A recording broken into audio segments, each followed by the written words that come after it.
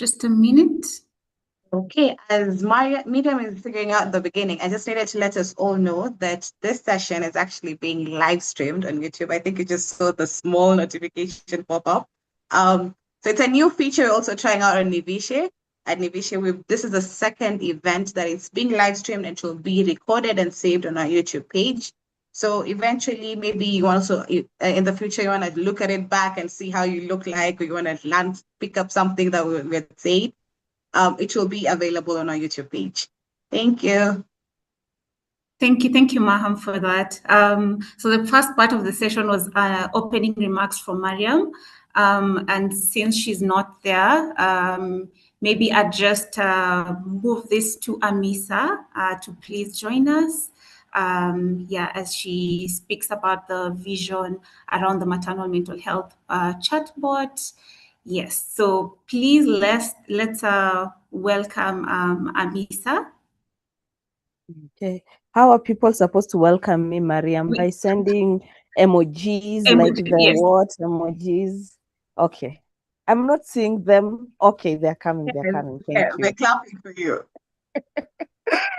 Hi, good morning, everyone. My name is Amisa Rashid. I'm the founder and executive director of Nivishe Foundation, and I'm so proud of Nivishe and the whole Nivishe team for launching this, for being able to just. There has been a lot of work behind the scenes to be able to bring us here.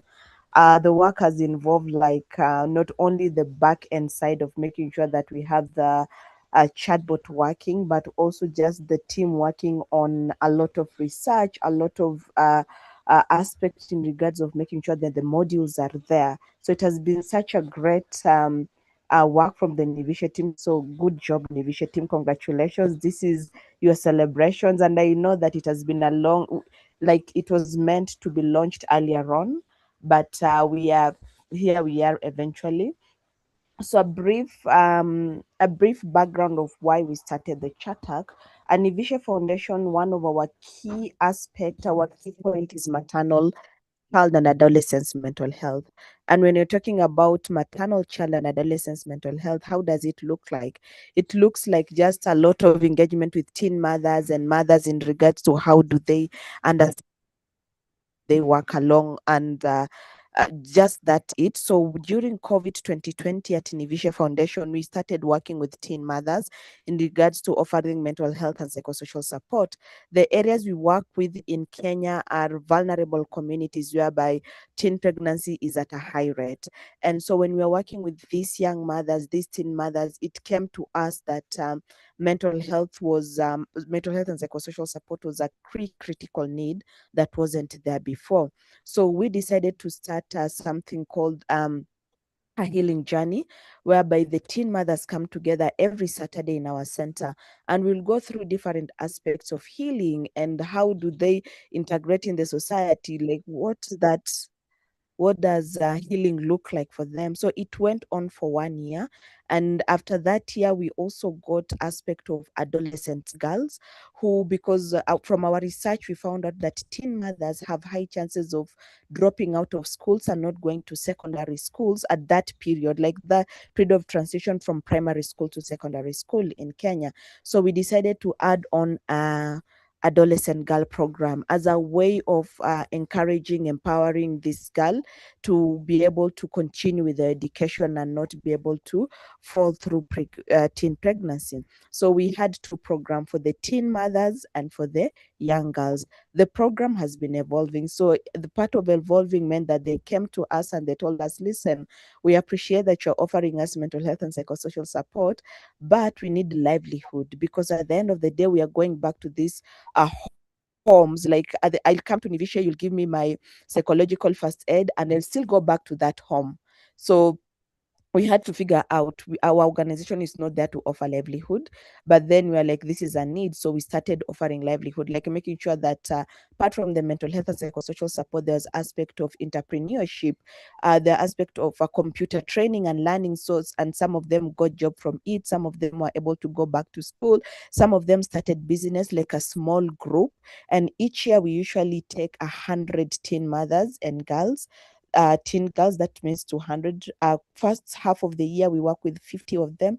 Second part of the year with 50 of them.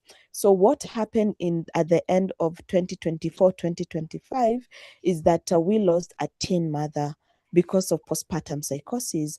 And for those who are not aware, who don't have much background on mental health, postpartum psychosis is the type of mental illnesses whereby we deem people as mad people because they are talking to themselves, like all these kind of things. So postpartum psychosis usually also affect mothers, and they can feel that they can hear things voice, and they will try to stop the voice. So this young mother ended up unaliving herself and her baby. And for us, it was a critical urgency and a juncture whereby we saw, okay, we can't continue living this way. We've been having cases of teen mothers, young mothers telling us, oh, we are going through postpartum depression, but we've been told it's just normal part of motherhood. Like mothers go through this and they're supposed to feel this. So we started our own research. We did our whole research courtesy of Move 92, and we found out that the maternal mental health gap is immense, and everybody is talking about maternal health, which is the absolute thing that should be done, because you're not supposed to lose mothers through childbirth, but nobody is talking about maternal mental health. And the gap was there was lack of critical knowledge on what maternal mental health is. So even if we want to advocate for maternal mental health, and this the people, the clinicians who are dealing with mothers do not have a background of maternal mental health, that means they won't be able to work with them. And so after our research and talking to thousands of mothers, hundreds of mothers, it came to us that 1 out of 4 mothers have experienced either postpartum depression and postpartum anxiety, which are the most common ones, like even after birth. And some also experience the perinatal one. So like even during pregnancy and that time. So we decided to, okay, what is the best way to do this? Because we have 3 birds to kill. We need an ecosystem that recognizes maternal mental health. So that means we need a policy around maternal mental health, because if we do things without the policy, it will be as well as not doing anything. And Nivishe being champion in mental health policies in Kenya made it very easy for us to come up with thinking about what does maternal mental health policy look like. So we are in the process of trying to think about it. Then the other gap is that for mental health, if I come as mental health is you tell me what you're going through. It's not like physical illness. I can see or I can measure your temperature and say, okay, your temperature is high, there's something is wrong. You have to tell me your internal temperature. And so that means that mothers and caregivers have to have mental health literacy to be able to identify and say, okay, this is what I'm going through, and can I get help? I'm getting more anxious, I'm feeling this way. Because as an assessor or as the practitioner on this side, I won't be able to know what is going through unless I'm told, I'm aware. And the only time I can be able to know things is when they have gone overboard. And then we have the third component, clinicians, sorry. Those are the nurses, the midwives, the community health practitioners who deal with these mothers. If they are educated and well informed to be able to understand this aspect from the beginning, then when a mother comes to take mental health, to come for the physical clinical assessment during pregnancy, they will have the knowledge to also do their mental health assessment and be able to guide the mother. So that will enable us to early identify any maternal mental health issues and be able to offer support to prevent postpartum mental health issues. So this is the whole idea of where we came from. Like, it's a whole story from working with teen mothers. So it did not just come out of nowhere, because we already have like a strong base of working with teen mothers, expectant mothers, mothers who have given birth from all ages, from young mothers to older mothers, because our research went across, and also knowing that we have to come up with a solution that works for us. So the solution will be spoke about in the conversation, I believe, Miriam. But the idea is, how do we come up with a simple tool that will enable us. We are not going to ask mothers, download this app or do this or do this. No, we know Kenya, we have high access of smartphones. People have high access of smartphones, and internet is easily accessible for us. So why don't we create something that everybody can be able to use it and access it? And that is why we worked with our partners, Chatak, with the help of Move 92, who have been supporting this initiative to be able to just bring this to life. And so far we have been able to, it has been a process, it is an iterating process, because it's tech. We go to the mothers, they tell us this part is not working. We go to community health promoters, they tell us you need to integrate this, you need to use language. The back end part, the developers, you need to have this and this aspect. So it is still work in progress. And I know the Nivishe team really worked hard behind the scene to make sure that we are having this day. So I'm actually super excited to see how it goes. And our aim is not only to train more than 1,000 community health promoters to get the certification on how to deal with maternal mental health in Kenya, but also out all the 47 counties in Kenya and even outside.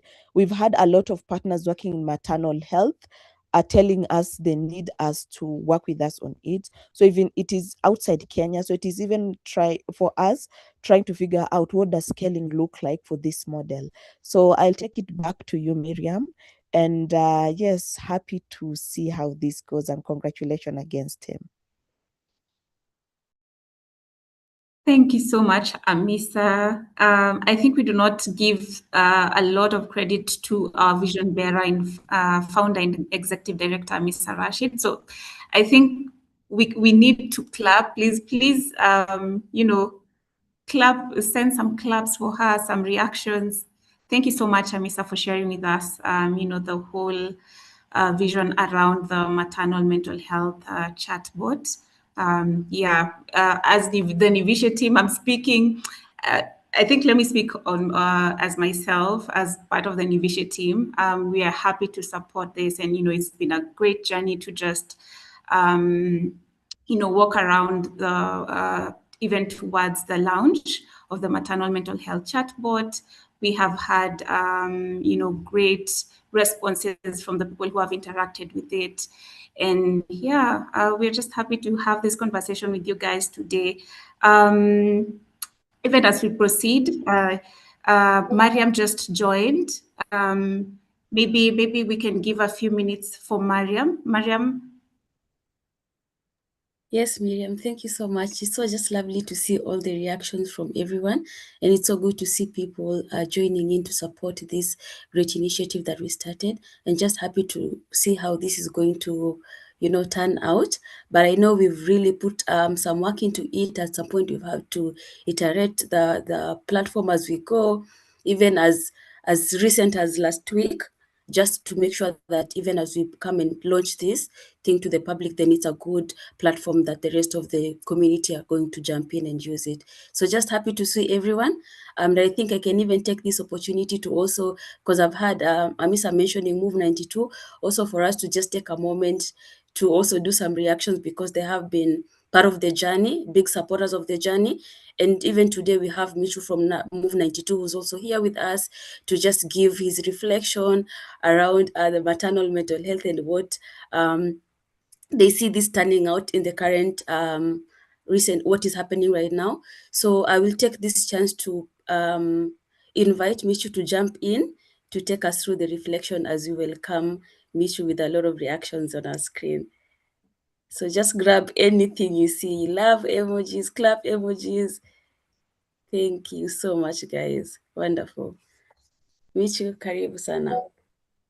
Okay, thank you, Asante Sana. Thank you, Mariam. Thank you, Miriam. Thank you, Amisa. Thank you, everybody from the Nivishe team for inviting us to be a part of this. We feel really honored and lucky that we've gotten to witness this whole journey from the beginning and how it's evolved over time. So I'd like to start today with just a little bit of a question for everyone. And so I'm curious, how many of you can think of a time when you were struggling with something and you didn't necessarily need an expert, but you just needed someone to talk to? Maybe you were stressed or overwhelmed or lonely, uncertain about a decision, going through something difficult in your life. So take a moment to think about that. And now a second question is, how many of you have ever needed that kind of support at 2 a.m, middle of the night? Most probably everyone is sleeping, but you need that help. I know I have. I've been in that position. And the reason I start there is because while today's event is about maternal mental health and innovation, I think it really begins with something much more universal, and that is the human need for support. And before I continue, I want to acknowledge something. I myself am not a mental health expert, and I'm not a clinician, and I'm certainly not an expert on the experience of motherhood. But I am a human being who has struggled at times, just like everybody else in the room. And because of that, I can appreciate that if mental health challenges can be difficult for myself or for any of us, we can only imagine how much more difficult they become when you layer on the experience of becoming a mother, a young mother, a mother from a community that is experiencing hardship or economic inequality. Every one of us knows something about what it feels like to carry something heavy internally, whether it's stress, anxiety, isolation, grief, uncertainty. We don't all experience these things in the same way, but we all understand something about what it means to need support. And now imagine carrying those same challenges while also carrying the responsibility for another human being. Imagine navigating changes to your identity, to your relationships, your routines, your body, your finances, your future. And imagine doing that as a young mother. Imagine doing that without a strong support network. Imagine doing it while feeling like you're supposed to have everything under control. And imagine doing it in a world where asking for help is often way harder than it should be. And this is one of the reasons why maternal mental health matters so much. Not only because mothers matter, of course, we all know that they do, but because mothers sit at the center of families and communities and future generations. One of the things that I've learned through my work in philanthropy is that when we invest in women, we are rarely investing only in women. When we invest in women, we're investing in families, we're investing in children, in communities, and really we're investing in the future. A mother's well-being is not only a personal issue, it's really a community issue. When mothers are supported, communities become stronger. When mothers have access to care, information, and connection, children benefit. When mothers are able to thrive, entire communities are more likely to thrive alongside them. And that brings us to innovation. When many of us hear the word innovation, we think about technology, we think about apps, or in today's day and age, we think about artificial intelligence and new digital tools. And certainly those things are part of the story, but I think innovation is something much bigger than technology. I think at its best, innovation is simply finding new ways to meet human needs and finding new ways to solve old problems, new ways to ensure that people feel seen, supported, and connected. But there is something else that innovation requires, and I believe it requires trust. And at Move 92, trust is really one of our core values. We believe that the people closest to the challenges are often the people best positioned to create meaningful solutions. We don't believe that the best ideas come from large institutions or distant, far-off experts or organizations with the biggest budgets. Often the most powerful innovations in our experience emerge from the communities themselves, from people who understand the realities, the needs, and aspirations of the people they serve. And that's why we trust our partners. We trust them to identify the challenges that matter. We trust them to experiment. We trust them to learn. We trust them to develop solutions that are rooted in the lived experiences of their communities. And Nivishe's chatbot is a wonderful example of that kind of innovation. It reflects not only creativity and technology, but also a deep understanding of the needs of mothers and families within the communities they serve. And that's what excites me the most about this. It's not the technology itself, but it's what this whole project represents. A community identifying a challenge, a local organization listening deeply to the people that they serve, and a team willing to try something new in order to support people who need it. The future I hope for is not one where technology replaces communities. It's one where technology helps communities care for one another more effectively. A future where innovation strengthens human connection rather than weakening it. A future where support is easier to access, not harder, where fewer people feel alone. And as we celebrate this launch today, I hope we see this chatbot not simply as a piece of technology, but as a part of a larger vision, a vision where communities are equipped to support mothers, where asking for help is met with compassion rather than judgment, where every mother knows that she doesn't have to carry the life's challenges all by herself. Because ultimately, maternal mental health is not about only mothers. It's about the kind of community we want to build. It's about the well-being of families.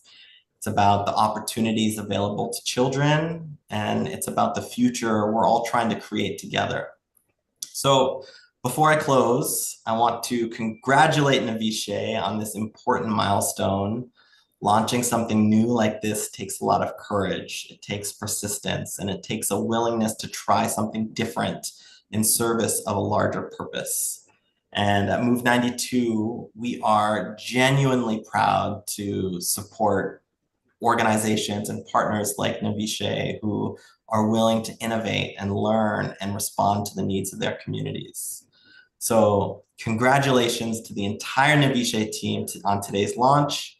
Thank you for your vision. Thank you for your commitment. And thank you for your work to support mothers, families, and future generations. And thank you to everyone who showed up in support of this initiative. Thanks.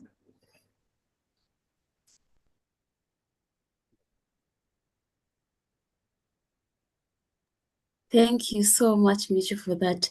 Doesn't that deserve a clap and more energy? Thank you, thank you, thank you so much. That was wonderfully put.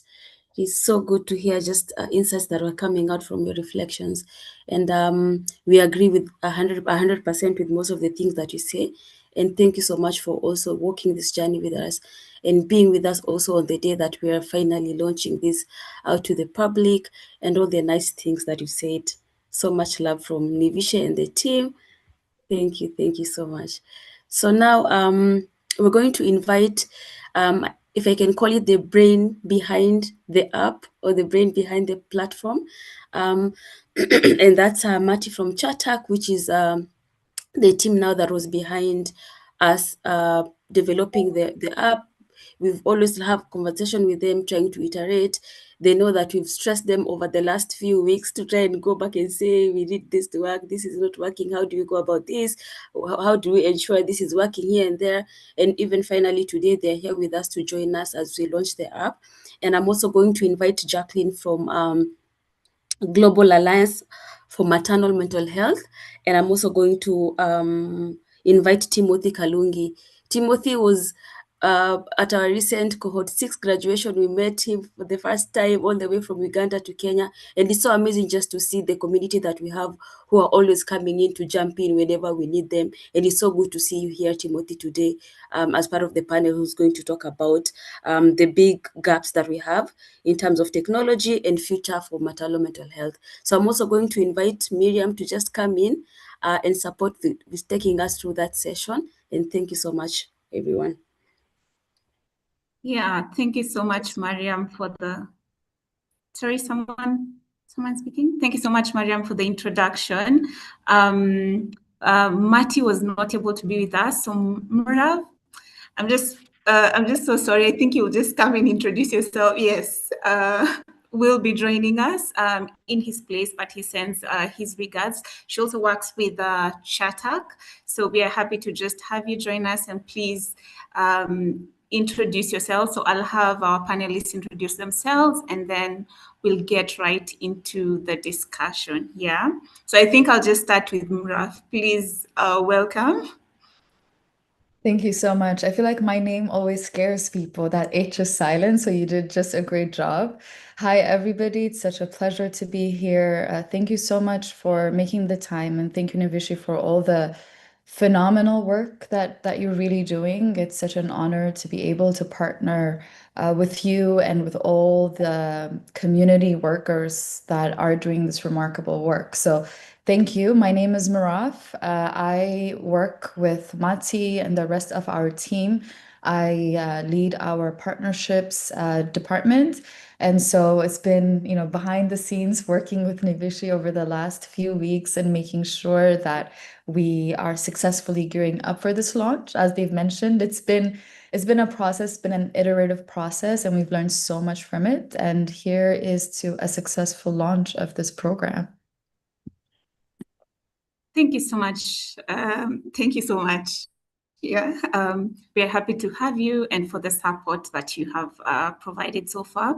I think I'll welcome Jacqueline next. Jacqueline, we actually met Jacqueline when she was with Africa Alliance for Maternal Mental Health, and right now she supports the Global Alliance. But maybe let me just allow you to share with us the accolades. Yeah, please go ahead. All right, thank you. I hope you can hear me. Okay, great. So, good morning. I don't know what time it is in the Philippines, but hello there as well. My name is Jacqueline Malombe, and as Miriam said, I was working with the African Alliance for Maternal Mental Health, and now I support the Global Alliance for Maternal Mental Health. So the names are quite similar indeed, and that's because we have a similar type of work that we do. And what we are championing is a collaborative approach to promoting maternal mental health care within countries across the world.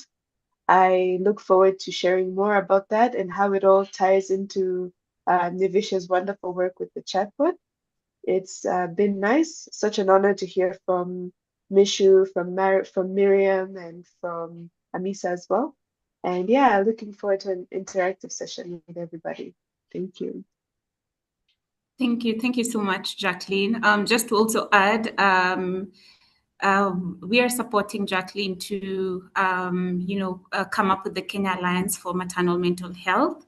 So this is something that we really appreciate, Jacqueline, for the support. And yeah, I think we'll share more within other platforms.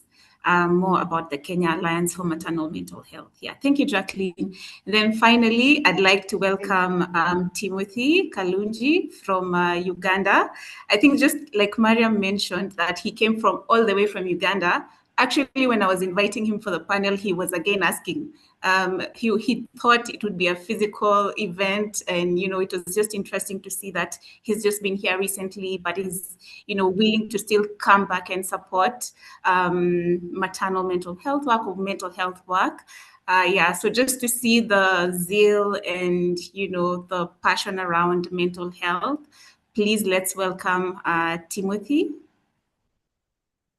Thank you very much, Miriam. That was between me and you. I had to let them know. All right. My name is Timothy Kalunji, and I am from Uganda. I am the mental health lead for an organization called Solutions for People.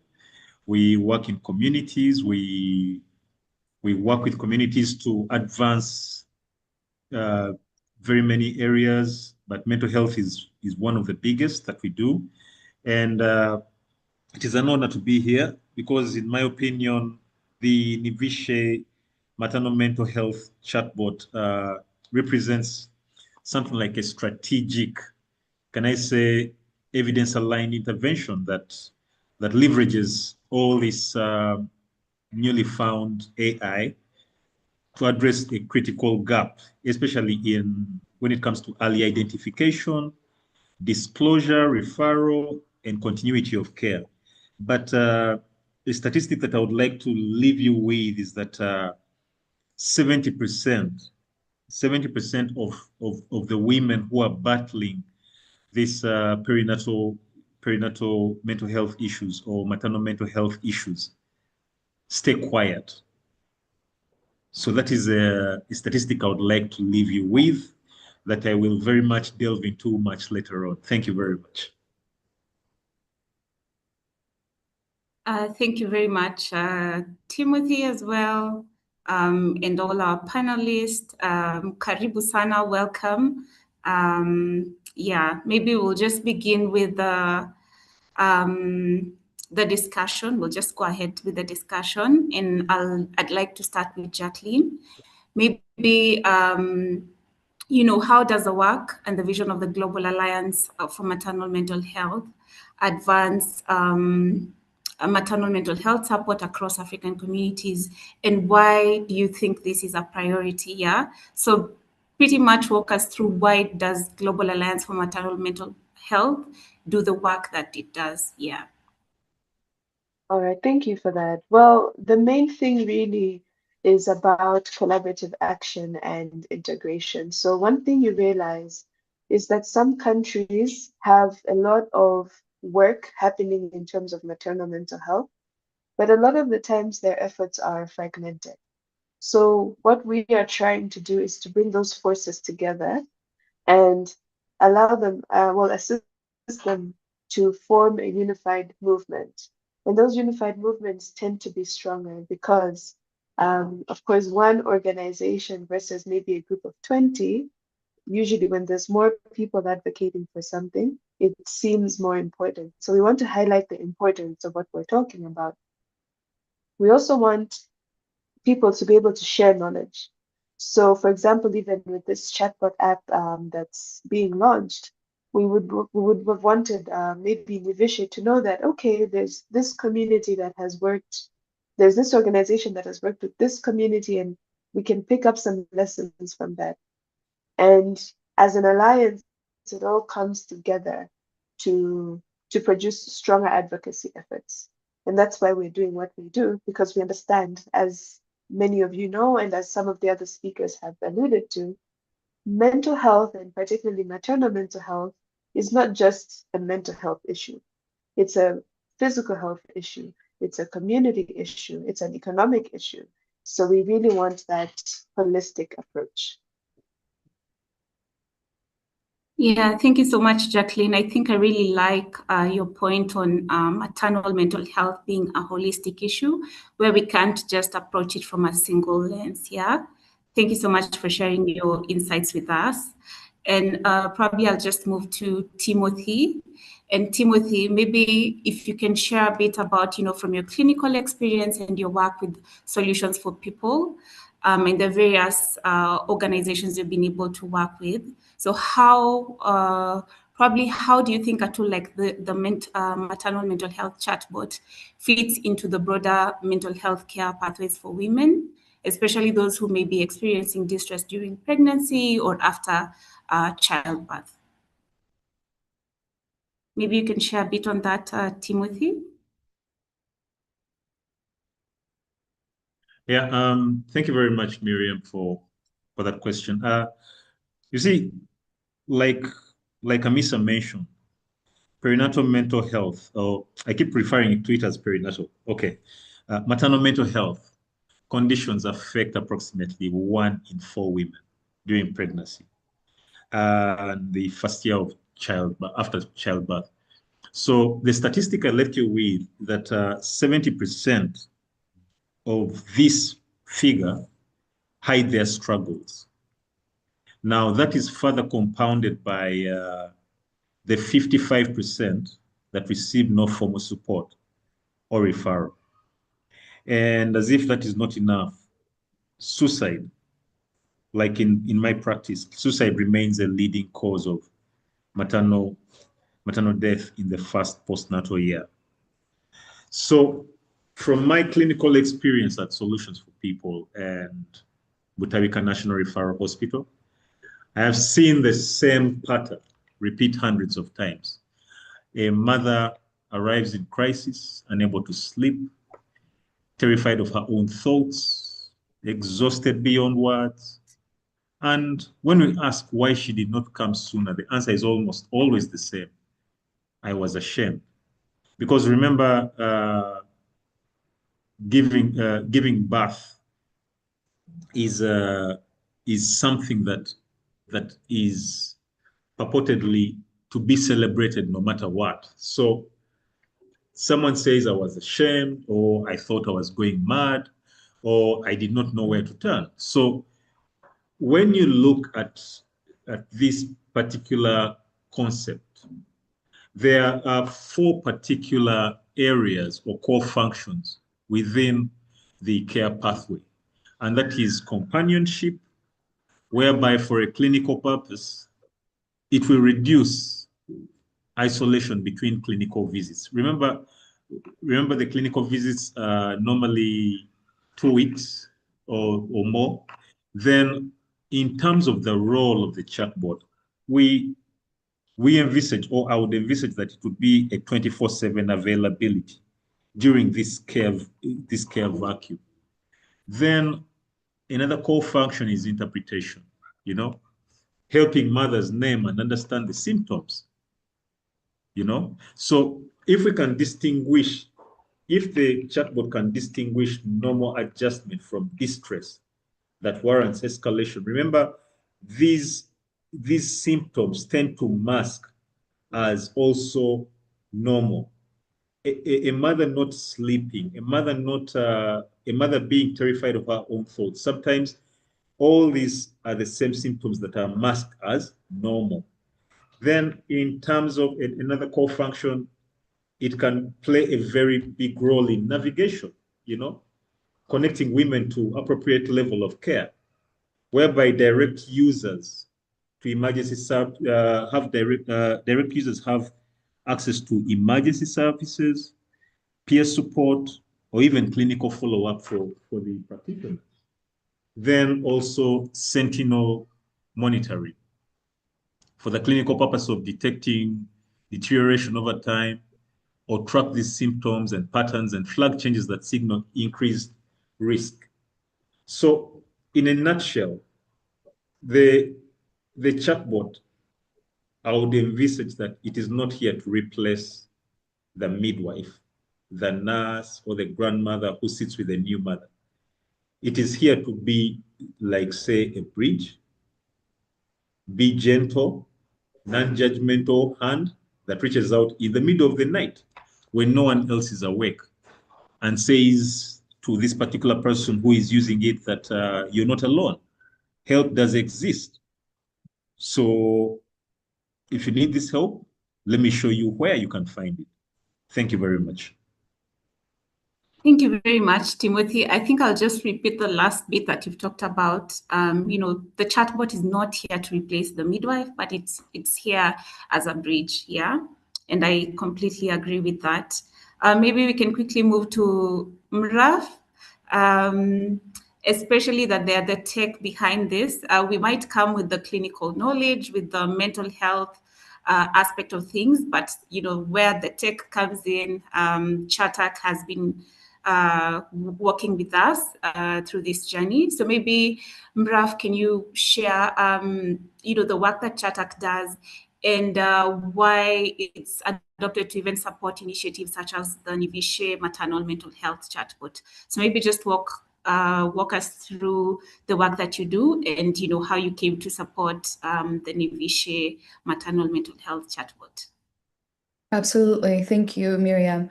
I think the inspiration behind Chatak, sort of, I think Timothy, Jacqueline, and Mishu, I hope I've said your name correctly. It's the common denominator of what you've shared is what we do, the work that we do, right? So it's really value embedded. So humility, persistence. This is the reason why we do what we do. We don't believe that AI is the innovation.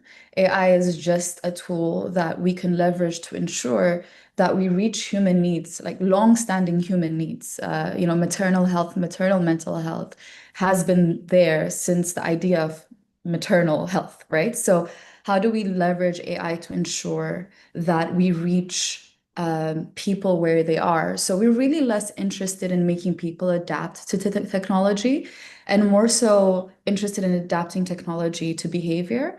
So why we do what we do is we've realized that especially in the context of Africa, I'm from Ethiopia, so I have a bit of an understanding to that.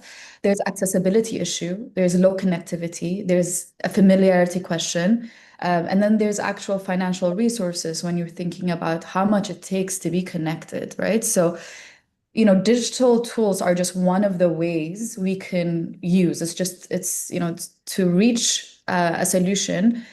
There's so many different ways, and digital tools is just one of them. And in this day and age, we are choosing to leverage AI. So part of the inspiration really comes from, at the moment, for example, we're working with a partner in South America that's also working in mental health, and they're also deploying this tool to reach more people. I think Miriam or the Nivishe team might know Mati. Mati has done quite a bit of work using the technology similar to Chatak in deploying education to young Afghan girls within Afghanistan to be able to learn using WhatsApp because, excuse me, because of the education ban, right? So the user applicability is really varied. What I believe is how it's up to the educators, is up to the designers to be able to use such a tool creatively to reach, whether it's mothers, whether it's young women, whether it is, if we're talking about, students with disabilities, refugees and internally displaced. So how do we want to use this? And I think the innovation is really that. It's the creative assessment of how we want to reach those individuals. So that's sort of how we've thought about it. And that's the inspiration behind Chatak. We're a public benefit corporation ultimately. I hope that answers your question. Yes, thank you so much, Raf, for sharing about the work that Chatak does. And as Nivishe, we're very happy to have, worked with you guys. Maybe just as a follow-up question, especially the age of AI and technology and, handling delicate situations such as maternal mental health, you find there are issues such as data privacy, user safety, ethical issues. Maybe just quickly walk us through, what this looks like for Chatak. How do you prioritize this with regards to, handling the human person here? Absolutely, absolutely. So we have what we call privacy by design, right? So we run, I'm sure you've seen this, Miriam. We strictly run on data minimization. So any of the data that we collect is really for authentication purposes, learning delivery, from the side of the admin billing operation. So maybe the easiest answer for you is what we do not collect, right? So there's no IP address tracking, there's no geospatial or like location tracking, no browsing behavior, no government ID, no unnecessary personal information. So we really do work very closely with our partners to figure out why are we collecting this data? And really, we're going to collect the data that is necessary to ensure that this help gets to them, right? And ensuring also that we're not necessarily training any sort of our, how do you say this? We're not training on client data, right? So I was just in a conversation a few days ago, even with a prospective client, and we're having conversations with them. They're based within Africa as well. What does it mean to get into partnerships with regional data processing centers, right? So even asking questions around keeping the data within the countries that our partners operate in. So we really do just collect the data that's absolutely necessary. And you've seen through the registration conversation flow, even you have autonomy around how much of the information you want to collect. I hope this gives a bit of an understanding, but for anybody who's interested, I'm able to send you more information. Yeah, thank you for pointing that out and for just sharing with us around that. Yeah, thank you, Muraf. Maybe I'll quickly move to the next question, and this goes to Jacqueline. One of the things that Timothy mentioned was around women being ashamed around, childbirth. So maybe in many contexts around Africa, stigma continues to limit help seeking for maternal mental health challenges. So maybe how can such digital platforms such as a chatbot help lower these barriers, where we create safer and more accessible entry points for support. And this also just adds on to how Raf is talking about the safety safeguards. So where these spaces that we are creating are also safe spaces for them. So yeah, maybe Jacqueline. Okay. Yeah. Yeah. And thank you for that up, because I think we can all relate to a situation where someone has asked you, "How are you? How are you doing?" And we say, "I'm fine. I'm good," even if that's not the truth. So it can be really hard to share one's experiences, especially when it comes to mental health. And this is the case sometimes even when someone is in a loving and caring and supportive environment. So I believe that digital tools therefore come in those moments because they can provide a way to share without feeling like you're burdening someone, or you know that you're not going to receive any judgment. Your privacy is assured. And also, very importantly, it's an affordable solution. The cost of therapy is pretty high for many people, and we all know that motherhood is a very difficult experience sometimes, and it's not always rainbows and sunshine. So I definitely believe that digital tools can come in to fill that gap. Yeah. Thank you so much, Jacqueline. Maybe as I go to the last question to Timothy, and then maybe you can prepare a parting shot as we wrap up the conversation. But maybe for the final question to Timothy, again, I'll just go back to safeguards, and especially with the work that you've done before. What safeguards or escalation pathways are important to ensure that digital tools such as this continue to remain safe, especially when dealing with more severe cases or mental health presentations, or just generally for maternal mental health support? What safeguards can we put in place? Thank you very much. Let me be very clear about something. A chatbot that cannot recognize a crisis is not a tool. It would be a danger in itself. So in psychiatry, we have a principle. First, do no harm. And that should apply to digital tools as much as it applies to clinicians.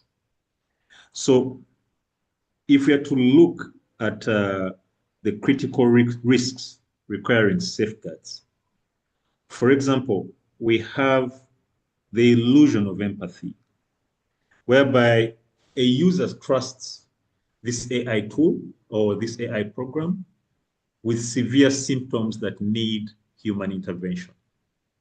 So the required safeguard in that regard, we need a clear disclosure of AI limitations at first interaction. Lately, we are finding a very huge problem as clinicians.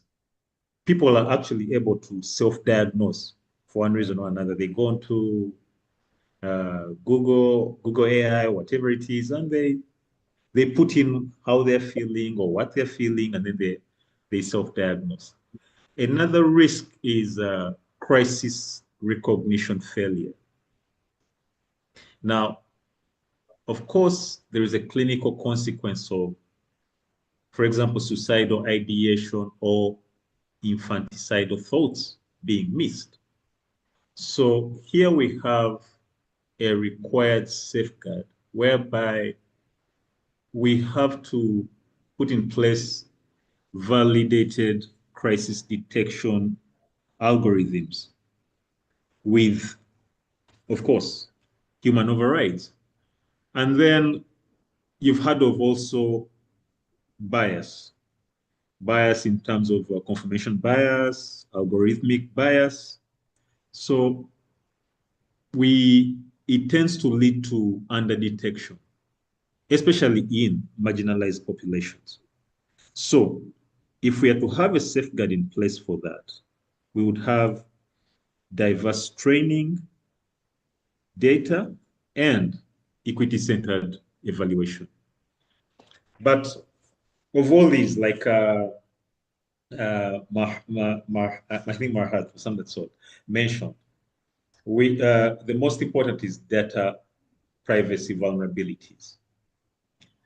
We would have, imagine a situation whereby sensitive information or sensitive mental health information is breached. So having end-to-end encryption or local data storage where possible would be really good.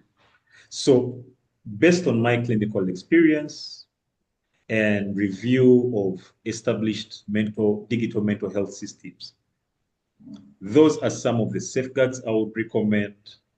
In addition to, of course, the need to have keywords flagged. For example, kill myself, hurt my baby, end my life, can't go on. These have to be flagged in that chatbot, like as in a red alert. Then if we're to have the amber alert, we can have the human clinical follow-up required within 24 hours. Then we can also have a green alert whereby the chatbot is managed with monitoring, such that indicators which are mild to moderate or symptoms that are mild to moderate or safety concerns can be actually flagged. But in a nutshell, in my clinical experience or practice, I have a rule. If a patient tells me that they are thinking of harming themselves or their baby, I stop everything. I do not pass them on to a junior. I do not schedule a follow-up for next week. I act immediately. So the same rule must apply to this chatbot. And so, whereby if a chatbot is well designed, like I believe this one is, with all the partners and the tools that have been laid out for us, with proper safeguards, it would be a good security guard. Thank you very much.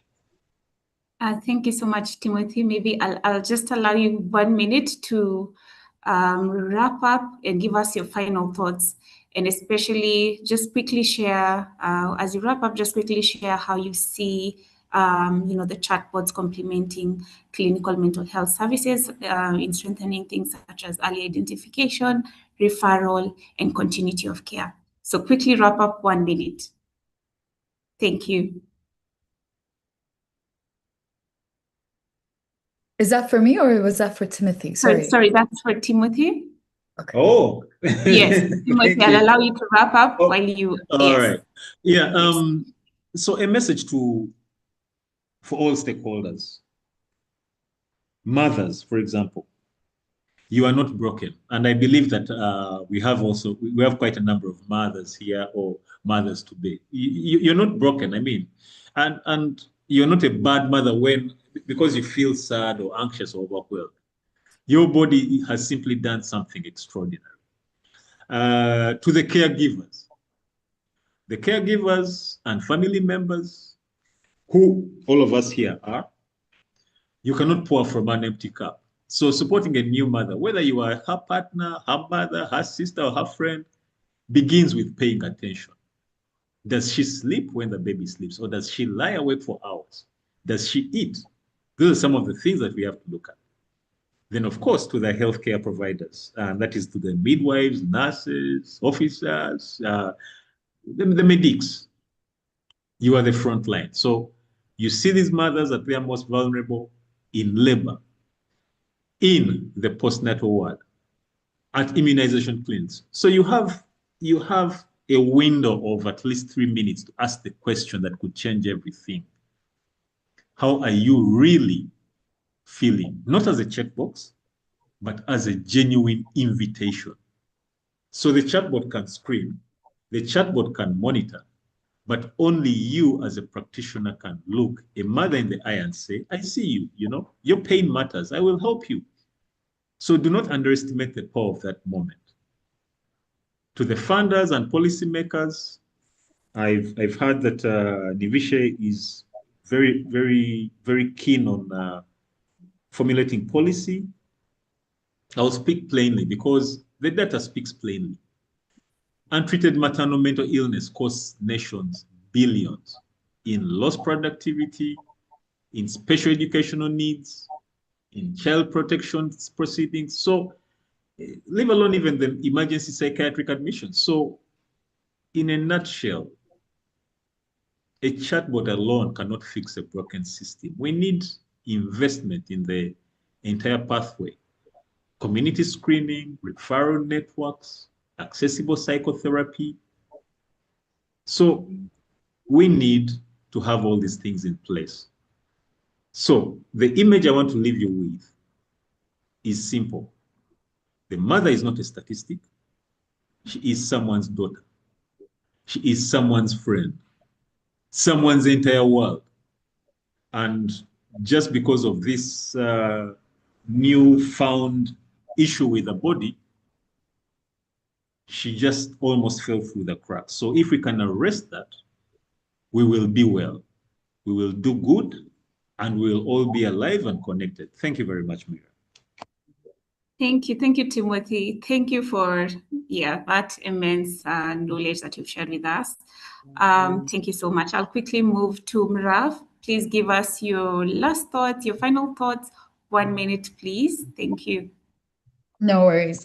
Personally, I always say that I've never been a huge technologist. My background has always been in education. So anytime people ask me, what opportunities do you see for AI? I really do think that the biggest opportunity is not futuristic AI, right? It's truly a tool. That's my personal view. And it's how we use this tool to support mechanisms around accessibility, scale. So when we talk about these two things, we're also thinking about how do we reinforce learning continuously, and how do we really think about access and scale. Miria, I think I'm not sure who mentioned that the idea here is to extend into more counties in Kenya and then possibly also scale into other African countries, right? So then that brings questions around multilingual education, where we're probably the most varied continent in terms of language to even begin with.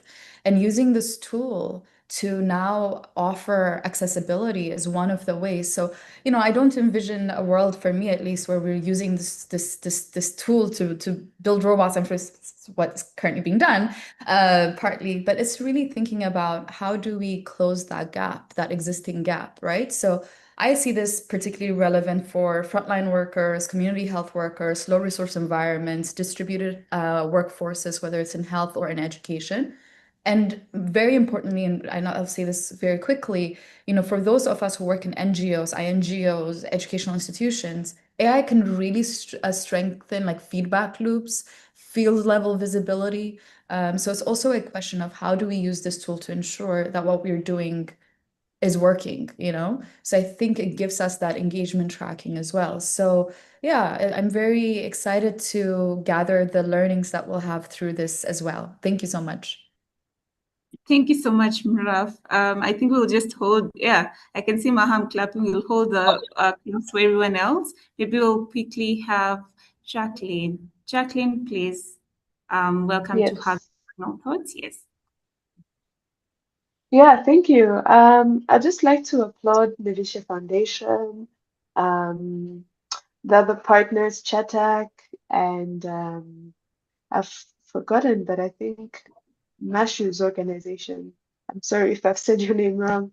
But yeah, I'd like to applaud you all for leveraging technology to address a very urgent need, and to also encourage the team to continue thinking about how to keep mothers safe, how to make sure that the tool is very educational, impactful, while also making sure that the users are safe and that they are ending up getting the care that they need. So just like Kalinji said, that would like the chat box to be a bridge, a bridge that fills a gap and links people to the services that they truly need and deserve. So thank you so much.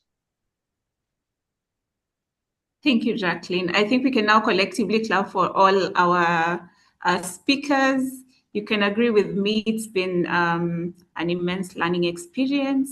Yeah, thank you so much. Thank you so much to our speakers and for honoring our invite. Yeah, I think at this point, I'd like to hand it over to Maham to move us forward to the next session. Yeah.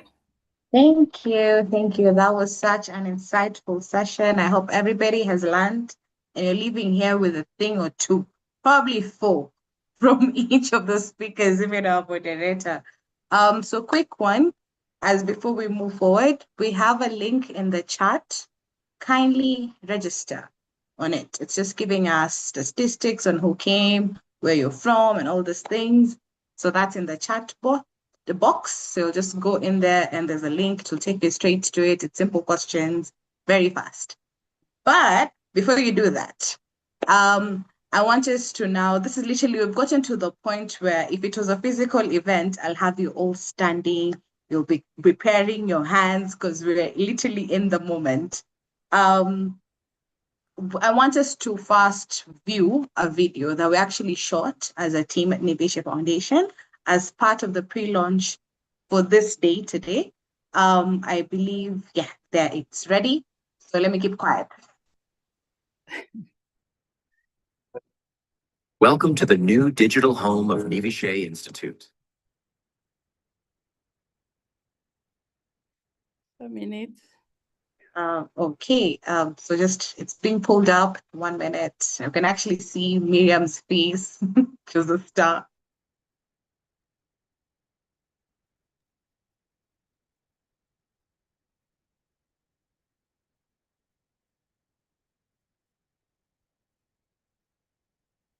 Imagine a space where you feel heard, where motherhood isn't phased away, where support is just a message away, where someone checks in on you in your language at your pace, where asking for help feels safe.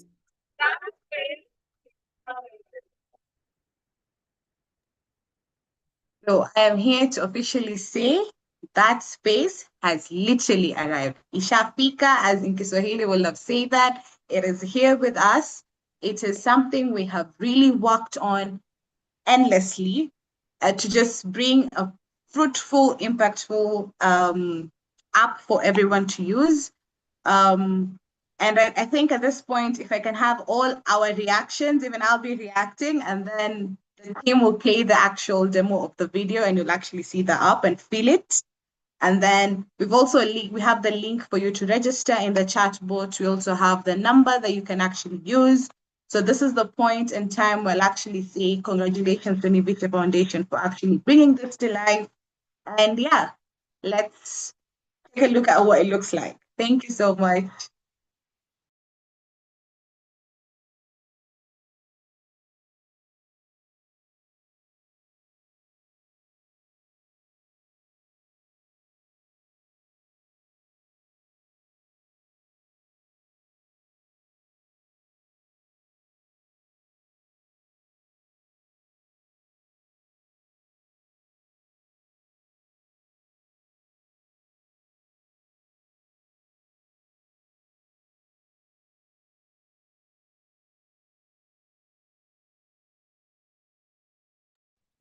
Delphine, the audio is not going off. I can't hear the audio, so I'm not sure if it's on my side only.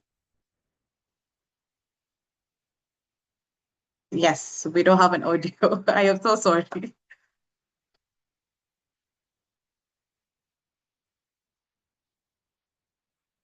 Okay. Now let's act that didn't happen. The pulling up the video with the audio in a few. But yes, let me go back to giving a bit of history. We've had time, we've put in a lot of effort and time. We've had countless moments where we had to twitch things here and there to make sure that we have an app that is full and ready. I guess once the video is up and ready, maybe Delphine can just give me a thumbs up. And yeah, Miriam was endlessly on call and emails with the Chatak team, Raf and team. On our end, we were always like looking at it and seeing what can we change, how can we make it better.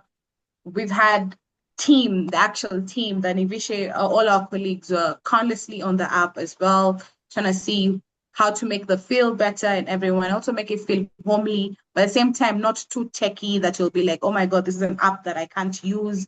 And again, it's WhatsApp. As Amisa, our executive director, had mentioned, WhatsApp is an app that almost everyone in Kenya is using at the moment. Internet is something that most of us have in Kenya, in Nairobi particularly.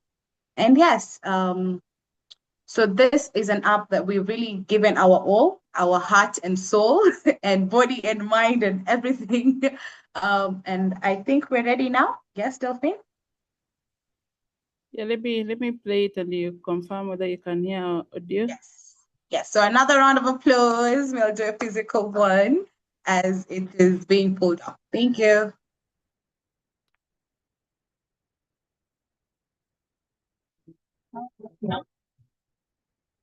Welcome to the new digital home of Nivishe Institute. We've designed our website to be more intuitive, sleek, and easier to navigate than ever before. Ready to get started learning? Simply scroll down and click the WhatsApp located right below. Once you're in WhatsApp, you'll find a pre-made text waiting for you. Just hit send to begin. The system will then ask you to select your preferred language. Next, you'll have the option to select an existing profile or register a new user. If you're new here, select registration and follow the prompts to enter your name and date of birth. To wrap things up, you'll be greeted by a number of options. Feel free to select any. And that's it. You're all set.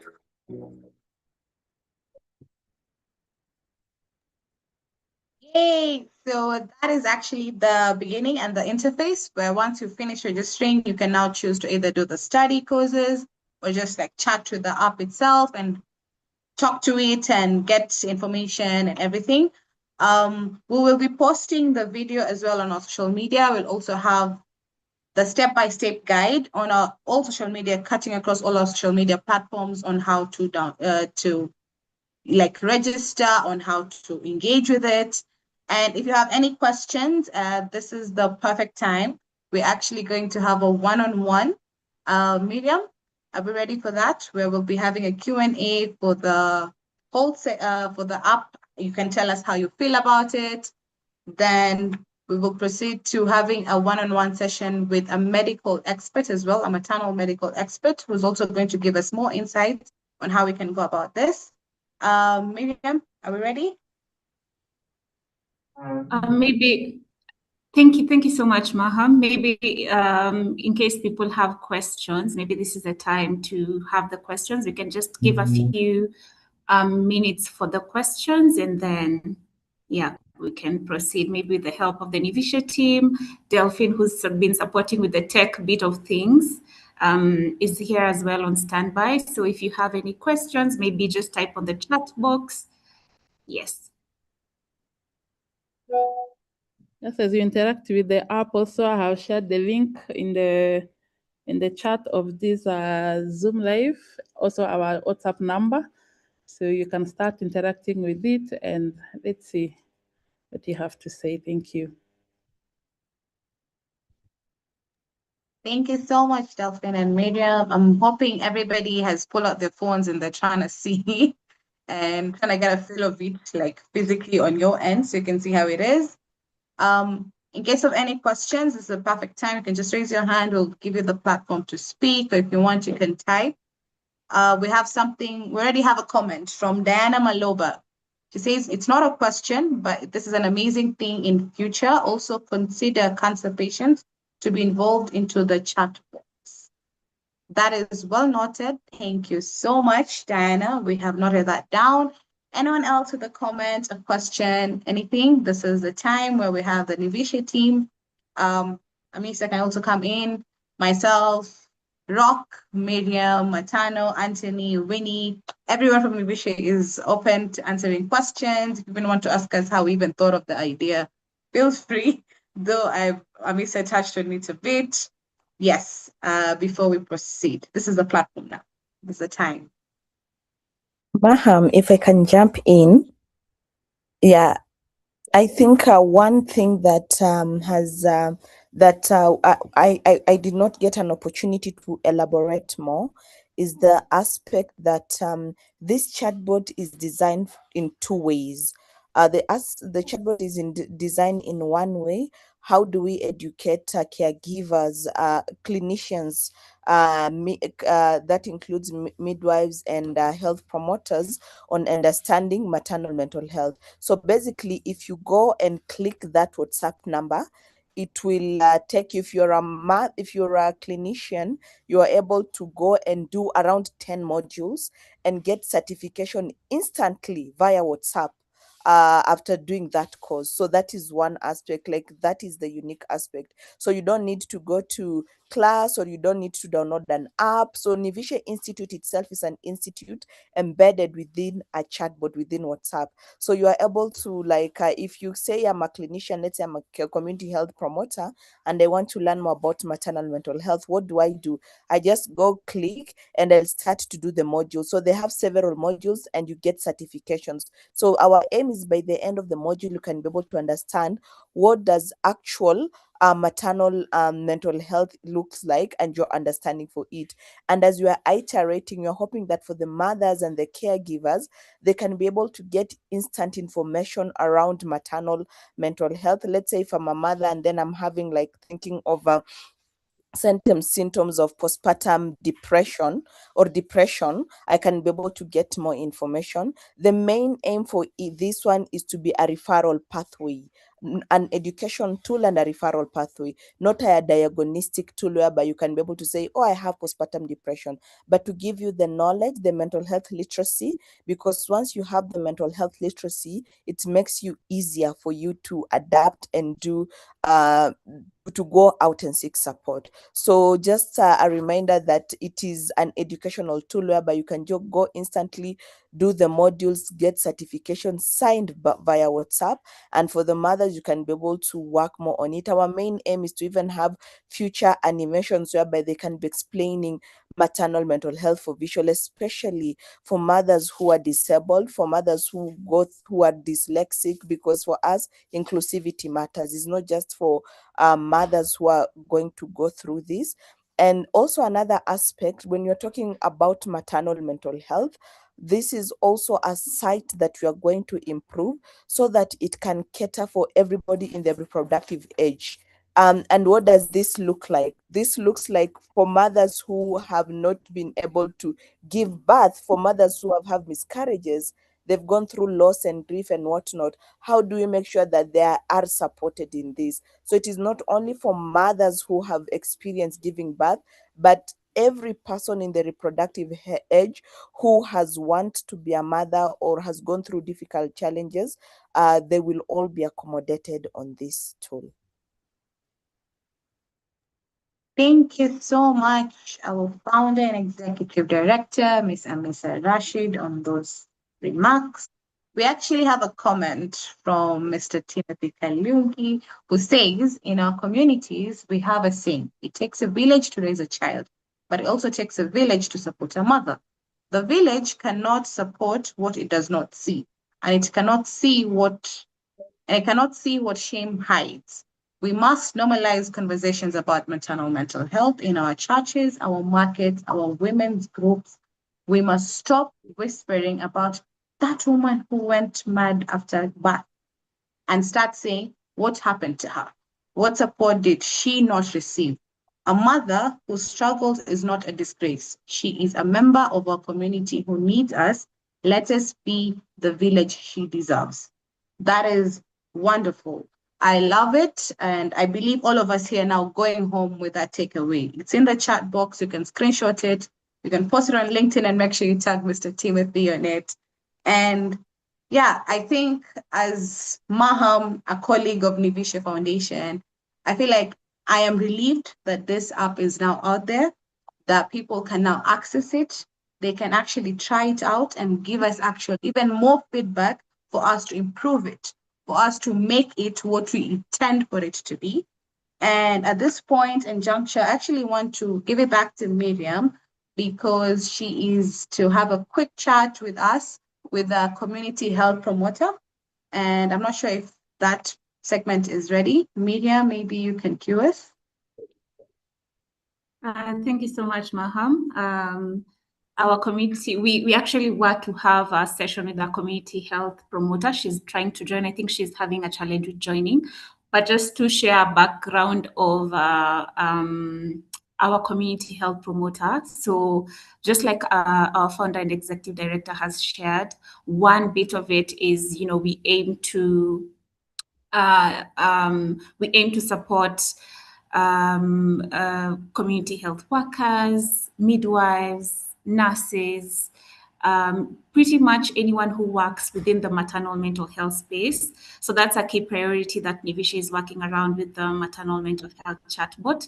And one of the things that we did, as the initial phases is that we engaged community health promoters within Kibera sub-county. So in Kenya, maybe just a general, for those who might not be in Kenya, but in Kenya, there's community health promoters within every county, and one community health promoter has access to up to 100 households. So you can imagine if one community health promoter is able to take this information and better support the households that they work with.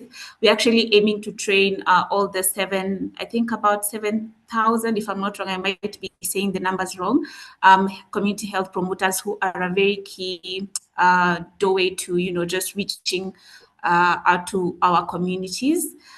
Just checking, Mactilsa, have you joined? Mactilsa. I'm so sorry if I butcher your name, but please confirm whether you've joined.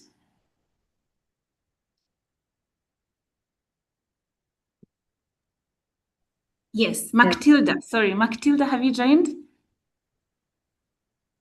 Yes, I can see her. Mactilda, karibu sana. Mactilda, have you, please open your mic if you've been able to join. Yes. I can see she was, yes. Thank you so much for joining, Mactilda. Okay. Sorry, I was butchering your name. Please, I was just trying to explain, the background of how we've engaged the community health promoters. Maybe you can welcome and please share, maybe tell us about yourself, the work you do, and maybe you can give, especially that you got to engage with the WhatsApp chatbot. Maybe you can just share your experience and Okay, my name is... Yes, please go ahead. Please go ahead, Matilda. Okay, my name's Matilda Tema. Those are my names. I'm working in Kibra, that is in Kambimuru. So when we talk about maternal mental health, actually it's something that is very crucial because when you look at pregnant mothers, they really need to be health-wise, that is mentally, especially when they're going through this crucial situation. So on our side as a CHP or CHPs, it is very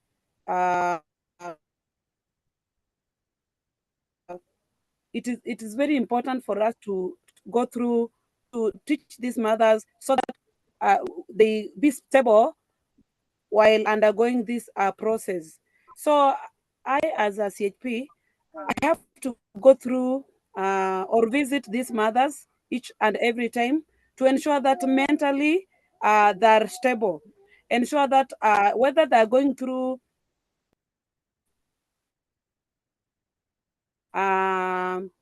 maybe they don't have a job, and even other illnesses that do come while these mothers are going through this pregnant period.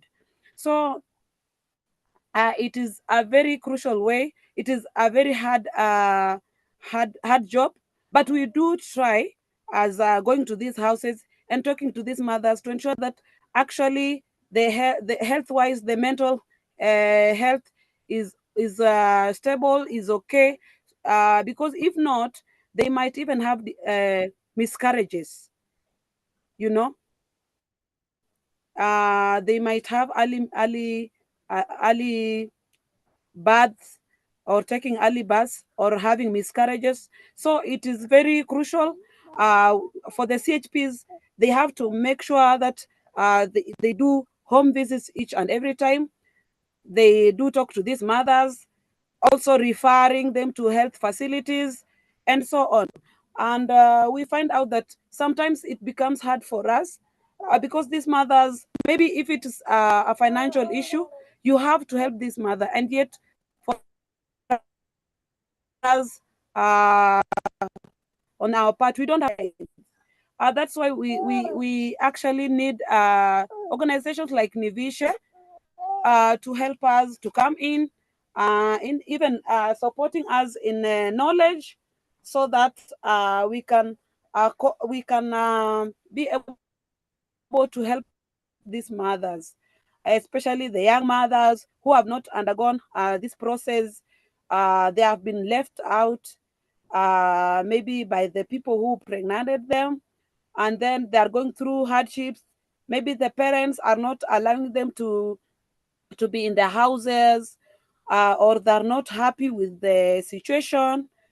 So it requires a lot as CHPs and even organizations. We need to put to invest in mental health so that we can really help these mothers in a way that they don't have miscarriages, they don't lose their babies, they don't have early births, which will end up not as mother. The only thing we need, or the outcome, is we have a healthy baby coming out or giving birth to a healthy baby. But when these situations come, we'll be losing the baby. So mental health is very important. It is very crucial. We have to take a position in ensuring that it is a leading. We lead in supporting the pregnant mothers who are undergoing the mental health problem.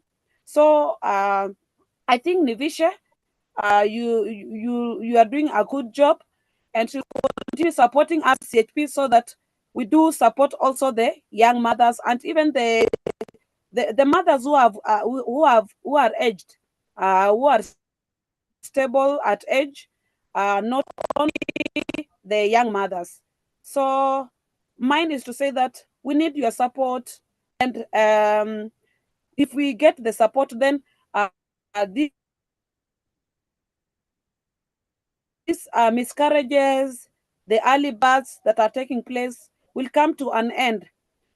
These people, the end, the 9-month period, and then we'll have new babies, healthy, and I think stillbirth and other things will be normal.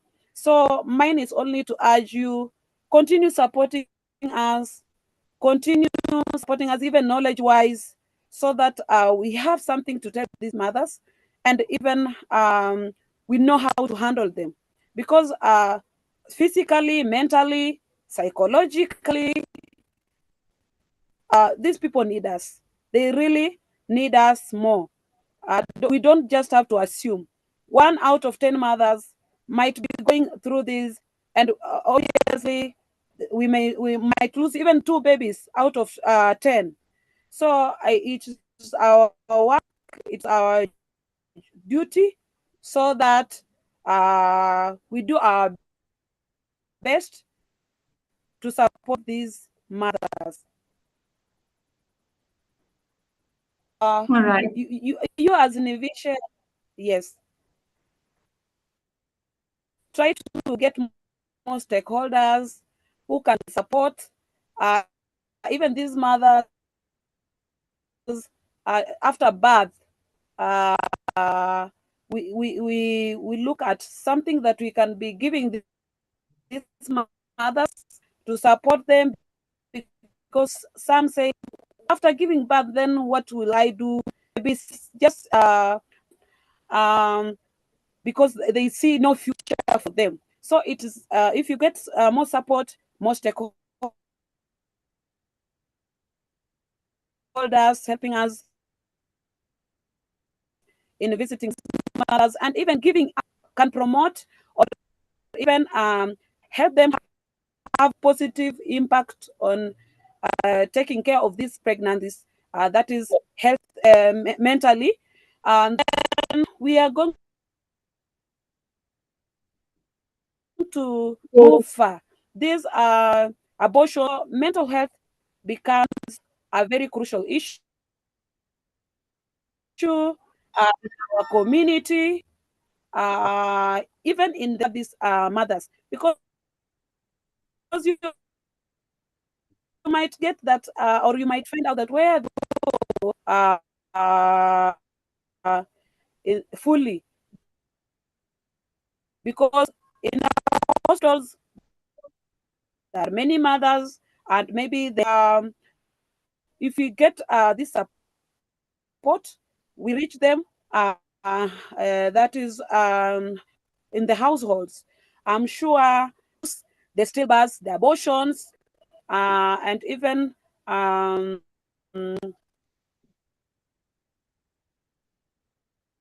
the mental health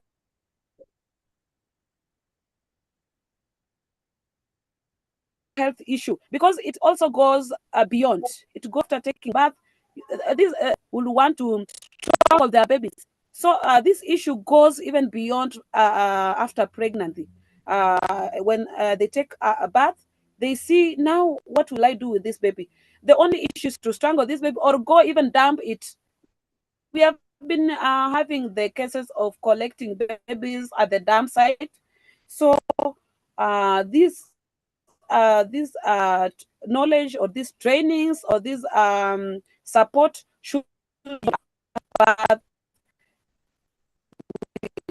we have make a follow up, ensure that these pregnant do get the support, do get the knowledge, do get talk to, you see, so that they have given birth. So mine is only to urge you, Nivishe Foundation, continue with the support, continue talking to us, continue looking for stakeholders, more stakeholders, so that this mental health issue. Yeah, thank you so much. Thank you so much, Matilda. Matilda, can you hear us? Thank you so much. The illnesses could come to an end. Yes. Yeah. I don't know. We can't quite hear you, Matilda. But thank you so much for for sharing with us that. I can see on the chat box, Timothy says, "Thank you, Matilda, for painting the reality on the ground." Yes. So thank you so much. I'm getting. Hello, Matilda. You. Can you hear us? I was just saying thank you. Hello. I was just saying thank you so much for sharing with us. And I read Timothy's comment. Okay, I think Matilda is struggling with her internet. Maybe I'll hand this over to Maham. Thank you. And before Hello. I jump into the last part, I'll actually want to read a comment from Anas Hello. in the chat.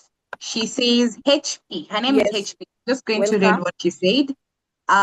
She's Okay, saying, thank being you. a nurse and having witnessed the gap in maternal mental health care, I believe this is a wonderful initiative.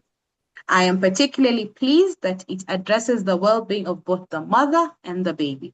Society often portrays motherhood as a journey where women should suppress feelings of sadness, anger, or overwhelmed, making it difficult to speak openly about their experiences. This platform provides a much-needed space for support, understanding, and honest conversations about maternal mental health. Well in Nivishe. That I just had to read. I saw it and I said I will have to read it loud. Congratulations to Nivishe. And I feel like it's finally being understood. The vision that Amisa and everyone in Nivishe Foundation had is being seen. And people are seeing why we had to create this app. And congratulations to us again, Makofi Kwetu, from whichever part we're at.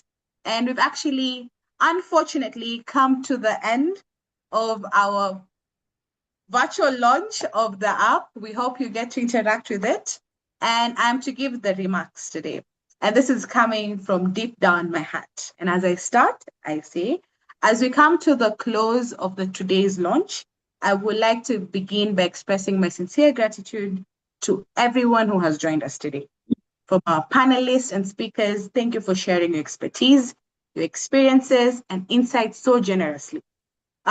Your contribution has enriched today's conversation. It has reminded us the urgent need to prioritize maternal mental health while embracing innovative solutions that can bring support closer to those who need it the most. I would also like to extend my heartfelt appreciation to all my colleagues at Nivishe. Thank you for your dedication, your passion, your unwavering commitment towards this journey. It has not been easy, we know that. The launch we celebrate today is the result of our countless hours of planning, collaboration, belief in a shared vision of making maternal mental health support more accessible and impactful. A special thank you for all our communication partners, the Adele team. We've had me saying Delphine. So Delphine has a beautiful team that goes by the name Adele. They have from a videographer to a photographer to a designer, in everything. They are all hands on supporting us. Thank you for supporting this launch, to bringing this to life. Thank you for helping us tell the story, amplifying the message, and ensuring the conversations around maternal mental health has reached a wider audience. Today has reminded all of us in this space today that something powerful, which is maternal mental health is not a luxury, it is a necessity. The launch of the Nivishe Maternal Mental Health WhatsApp Institute is more than introduction of a platform. It's a commitment from Nivishe to the world that we are going to ensure people can access timely, compassionate, and meaningful maternal mental health support wherever they are. Over the few weeks, our message has been simple: you are not alone. And today, the message has become an action. As we leave this session today, I encourage each of us to continue this conversation beyond today. Let us continue building communities where people feel seen, heard, supported, and empowered to seek help whenever they need it. On behalf of Nivishe Foundation, thank you for believing in this vision, for standing with us, and being part of an important milestone. Thank you so much. Thank you. Yes. Oh, yeah. We have Roget who has something to tell us. Yes, Roget. Yes. Thank you for your nice presentation. I wanted to suggest one thing because I am trying to see this platform. It will be very useful, especially to our colleagues. So what I was trying to suggest, the chatbot should include more than one language, if it is possible. Mean that whether it can be a tool for AI for making transaction, how do we call it? transform from English to other language, like if it is Kiswahili, it is Kinyarwanda, whatever. That one, it will be better if it is possible that we can add the issue of language, because when I'm trying to consider, like to my side, I'm in Tanzania and I have more than 300 women who have children with mental illness, especially mental disorders like Down syndrome, autism, and the other issues related to rare diseases. So majority are not educated.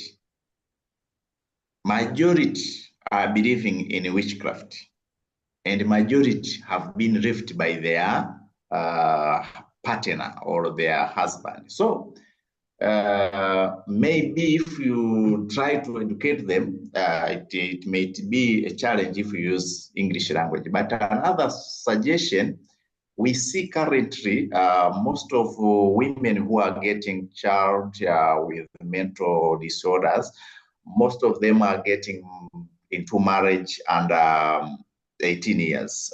So it may be in a good way that this chatbot should be more a chat, but a platform where young people can show their perhaps on how they can be in a position to secure their self engagement, especially in marriage and other related matters. That one, it will be in a position to bring changes, but also to amplify the voice of youth across African country. And the last one, not more potential, I think in order to make a coordination, as Nivishe, you must try to find the way, like this poster I have here for Nivishe, in East Africa and Africa at all. Let's find ambassadors. Those may be those who have already completed their cohort, but find a certain person, maybe may be two each country, and give them the task to share that chat box and to see the impact at least every quarter of the year. So I think that one can increase the visibility of the app, but apart from that, we can know how people think on that related matters. Yeah, I think that. Thank you once again. You are doing good job, but also you are trying to amplify the voice of youth across mental health issues. So I would like to make this conversation end that welcome to the Mental Health Summit in October. We'll be having a summit from 7th to 10th October. And it will be bringing together youth from different countries, especially African countries, where the issue of mental health summit are still low compared to other nations. So it may be a good platform for the Nivishe team to engage more youth across the Tanzania mainland and other African youth at the whole issue. Lastly, please share the picture for the Nivishe graduation. For those who came late, we are not visible in the pictures. Okay, thank you so much. We've had so much. Everything, I think Winnie is here. She's noted what she has to do. She's going to action on that in regards to the pictures and everything. Like to actually let you know that the Kiswahili translation is actually in process. As we said, tukianza mwanzo, it is an app that is still progressing as well. So huku launch, huku bado tunaendeleza. So Kiswahili eventually itakuja, and hopefully we'll even have all other Swahili language, every other language eventually. So yeah, it is a work in progress. Thank you so much for your feedback as well. We have noted it down, but unfortunately we've come to the end. So We have noted everything you have said. Winnie is going to action on what she has to action. We have taken feedback where we have to take it, but it's also to let you know Kiswahili is coming. It's not the end of the app. It is still a building in progress. Thank you so much, Roget. Okay. Thank you. Yes, to everyone, we have come to the end. Thank you so much for participating with us, for listening, for engaging, for even giving us your feedback. So we have come to the end. I'd like to say kwaheri, goodbye, and have a great afternoon. And yeah, let's keep in touch. You all have contacts of Nivishe.